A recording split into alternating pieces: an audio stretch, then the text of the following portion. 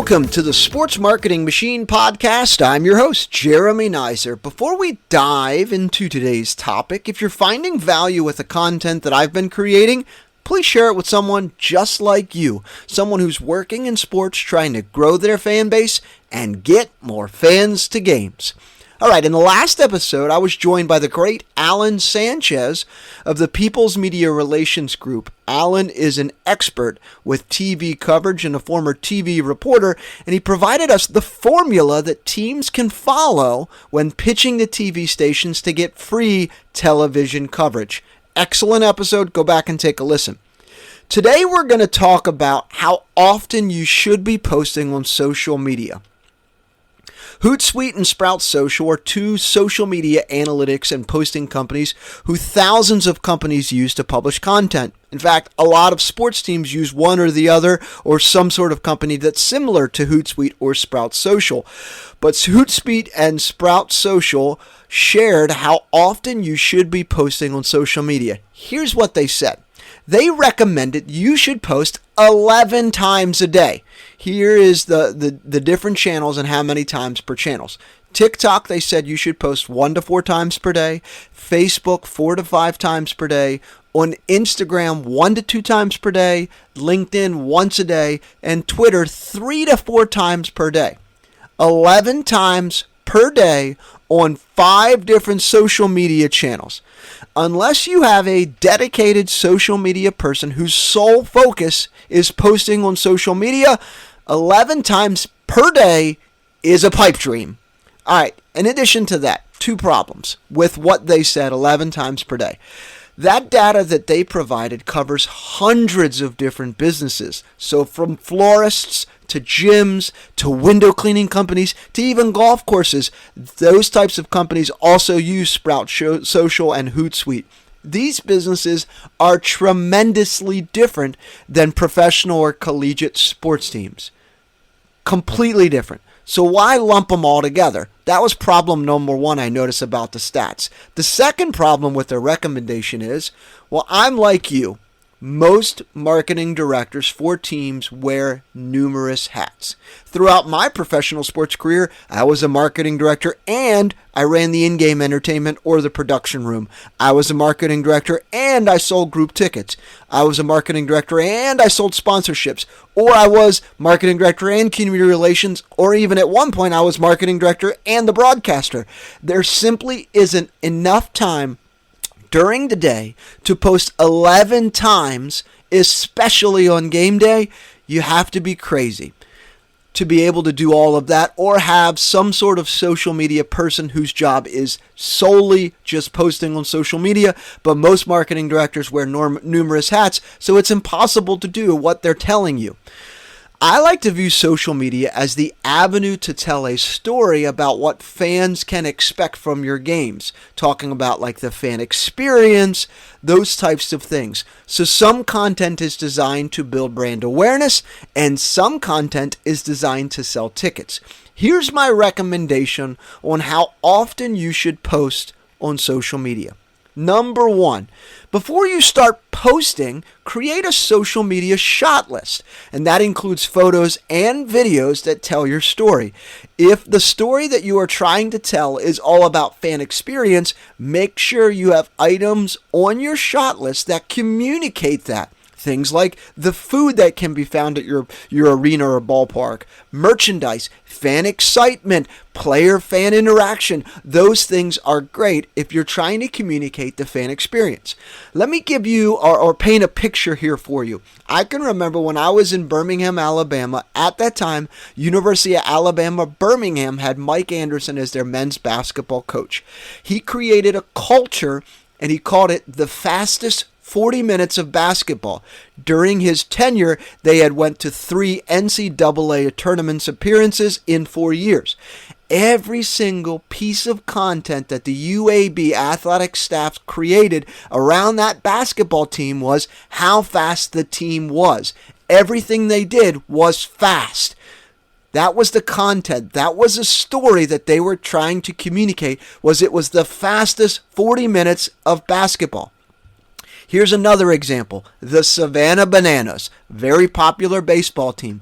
Every piece of content that they create is all about the experience and their fans first model. So think about it. As you craft your social media shot list, what story do you want to tell? What do you want to be known for? What story do you want to communicate to your fans on social media? Here's my second recommendation. Use analytics and data to determine what makes the most sense for your community. What makes the most sense on Twitter? How many times do you post here? Take a look at your data. If you're seeing that your posts and videos are getting a lot of attention related to specific posts during days of the week or times or during games and non-game days, you have to keep track of the data, take a look at it, and then test. When the team is on the road and you've got 30 minutes, dig into your analytics for each social media channel and see what makes the most sense. You can overlay it and say, hey, I had a game this day. I posted 3 videos. This is how many views I received after 24 hours. This is what I did when I posted to an Instagram story, or this is what I got when I posted it on Facebook. But take some time when the team's on the road or you had some downtime to dig into the analytics and see what the engagement was, what video views are, and clicks, and most importantly, ticket sales from your posts by day, and see if it was a game day versus a non-game day. And when you take a look at that data, try to add an extra post or 2 to see what that sweet spot is for you increasing your awareness and selling more tickets. My recommendation number 3, videos rule. The more videos you create and post, the more viewers and views you get. I recently posted a podcast about the difference between viewers and viewers. You can check my podcast list and go in there and take a listen to it. But for every 1,000 views that you have on a video, it's worth $10 in advertising. Meaning, if you posted a video on social media and it had 0 views and you wanted to get 1,000 views for it, you would have to spend $10 on social media, whatever channel it was that you posted it, to get 1,000 views. So $10 equals 1,000 views. So try posting videos as much as possible, as this stretches your marketing dollars and they convert better than static graphics. In addition, they tell your story better. Take a look at the Savannah Bananas. How often are they just posting videos versus just posting graphic content? Some of the videos can have some tremendous production value, and some of which can be organic that you shoot with your smartphone. But videos rule. Here's the 4th recommendation that I would tell you about how often you should be posting on social media. What is your advertising strategy? So this was a huge mistake that I made for many years until the light bulb went off. If you are spending marketing dollars on social media, sell tickets to a game, or promote a ticket package, you need to create more content that helps grow your fan base so it's easier to sell more tickets. Here's what I mean by that. Let's say you have posted a video on social media that you filmed and it's promoting an upcoming giveaway or a fireworks night. The more video viewers of that video that you have, that's great. But the more video viewers from previous videos that you have, that helps support that current video. It works like a snowball. The more videos and viewers that you get, the more that your video gets shown in the algorithm. So if you're only posting one video every now and then, the algorithm's not going to prioritize that video. But if you've been posting video consistently, that one video that's promoting that giveaway or fireworks night, you're going to get a lot more organic reach.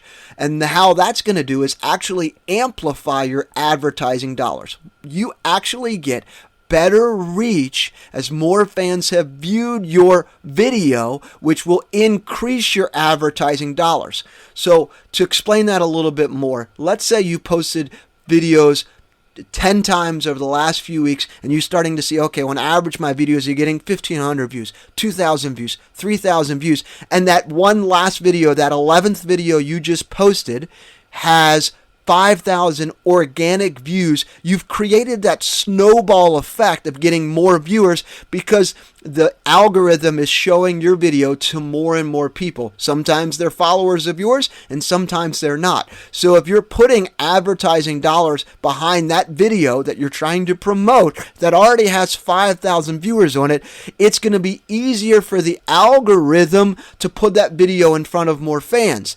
If you don't post more videos ahead of time, and you only have 500 or 600, the algorithm has to work harder to put your video in front of fans.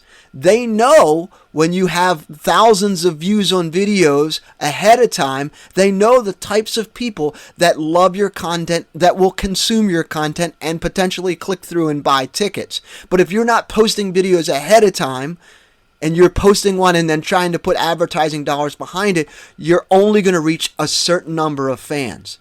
I hope that makes sense. So make sure you couple it with your advertising strategy. And the fifth recommendation that I would have is understanding what's driving your fan base growth and ticket sales.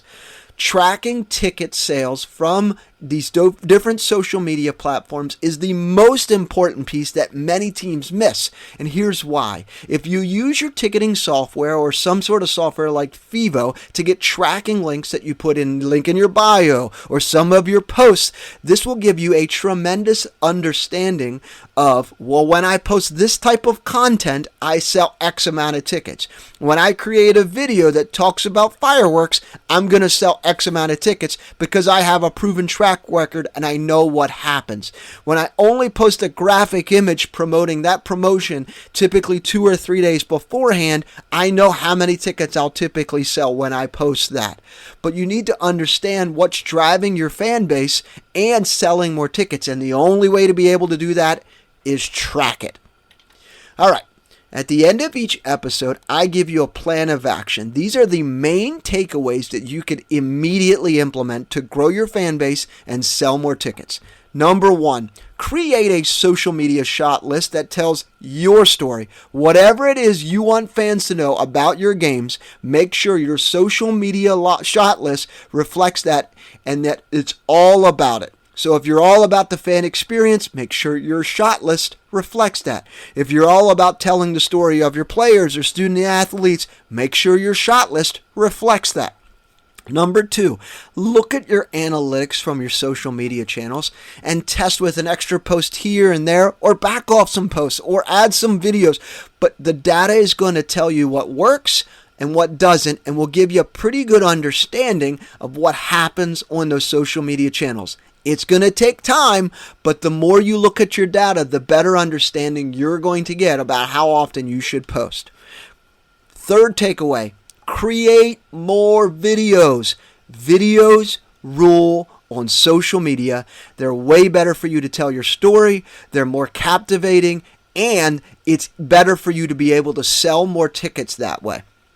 Number 4, make sure your social media strategy supports your advertising strategy. And number 5, be sure you're tracking ticket sales from social media. This will give you a tremendous understanding of what types of content drive ticket sales and the types that are really designed just to increase your brand awareness. So to go back to answer the initial question, how often you should be posting on social media, it depends. You got to take a look at your data and understand how often it is and test, because you're going to understand that maybe your situation is going to be different from someone else's situation in a different community. Fans are different from city to city. The demographics, the socio-demographics, all of those different things are different in communities. So your social media strategy and how often you post is going to be different than other teams. But you have to test, you have to look at data, and you have to track. All right, if you're not sure where to start or just need some additional support, head over to sportsmarketingmachine.com and schedule a call.